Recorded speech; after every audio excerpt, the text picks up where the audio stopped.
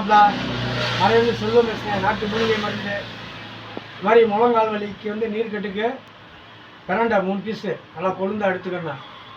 நெய் விட்டு வதக்கி புளி வெள்ளைப்பூடு அச்சு ஒரு தக்காளி அச்சு ஒரு அரை தக்காளி வச்சா போதும். வச்சு துவையரைச்சி சாப்பிட்டா முழங்கால் வலி நிற்கும்.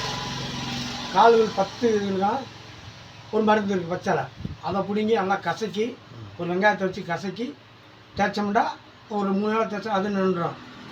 அது மாதிரி மஞ்சள் காமாலைக்கு நாட்டு மருந்து இருக்குது, அரைச்சி தலையில் 3 நாட்டை நானே தேய்ச்சி விடுவேன். தேய்ச்சி விட்டால் குணமாயிடும். எந்த பத்தி எங்கத்தையும் எதுவுமே கிடையாது. இது உங்கள்கிட்ட தான் வந்து செய்யணுமா சார், இல்லை அவங்களே இதை செஞ்சுக்கலாமா? இல்லை, ஒரு வேளை நான் பிடிங்க தேய்ச்சி விட்டு 2 வேளை கையில் கொடுத்து விட்ருவேன். சரி, இப்போ வெளியூர்லேருந்து வராங்கன்னா நீங்கள் தான் தேய்ச்சி விடணும், எதுவும் கட்டாயம் இருக்கா?